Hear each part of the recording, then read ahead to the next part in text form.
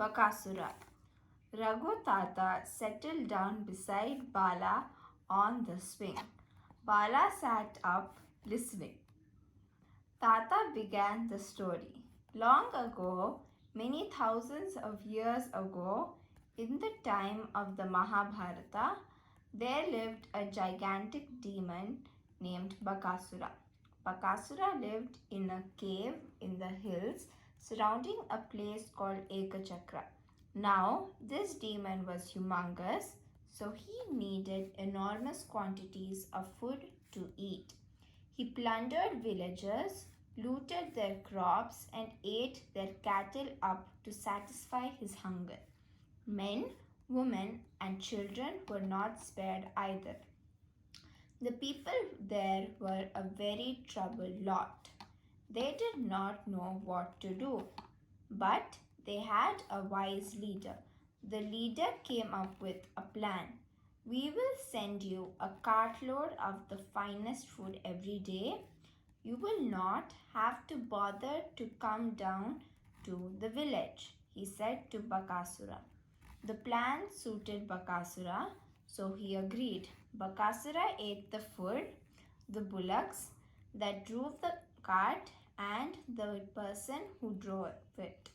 Still, it was better than the entire village being ransacked and children being devoured.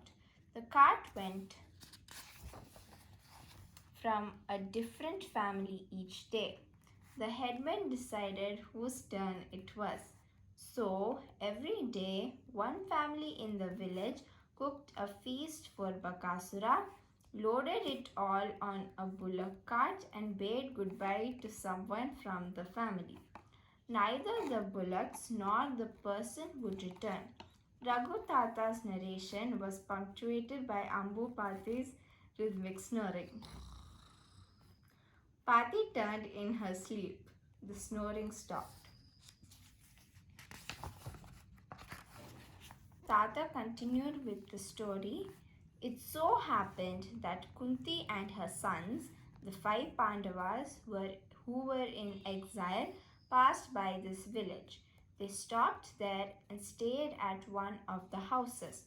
One day, Kunti saw the lady of the house wiping away her tears. What's the matter? Kunti was concerned.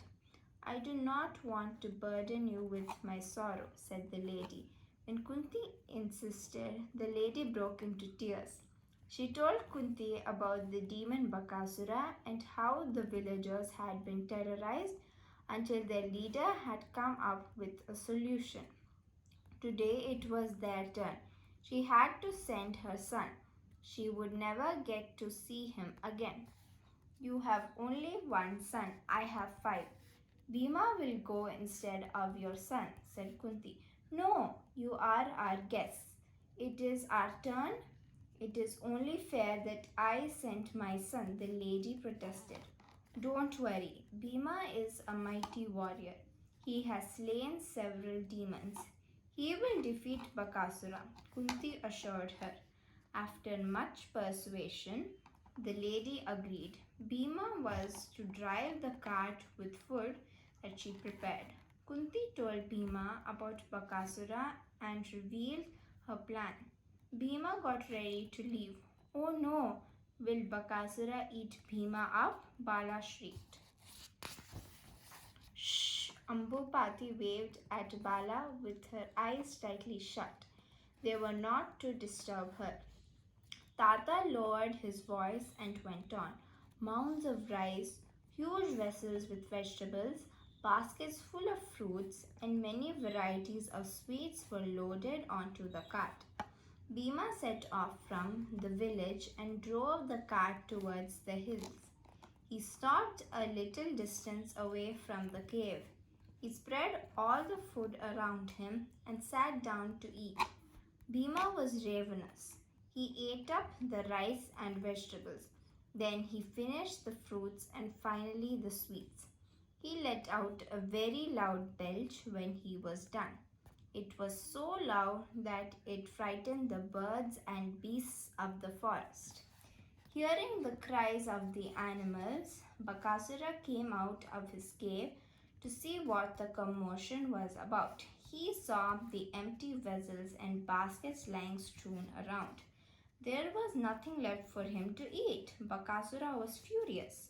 Who had dared anger him? His eyes fell on Bhima. How dare you eat the food that was sent for me? Do you not know who I am? Bakasura boomed. The food may have been meant for you, but you were late and I was hungry, Bhima answered. You may have eaten my food, but I am going to eat you anyway. Bakasura roared and charged towards Bhima. But Bhima stood like a wall and Bakasura fell to the ground with a thud. The earth shook as the two giants fought. Bakasura uprooted trees and threw them at Bhima. Bhima caught them and flung them away as if they were twigs. At last, the duel came to an end. Bhima was victorious. Bakasura had been vanquished. Bhima drove back to the village with Bakasura tied to the cart. The villagers could not believe what they saw. They welcomed Bhima back with great fanfare. Bakasura has been defeated. Long live Bhima! The villagers rejoiced.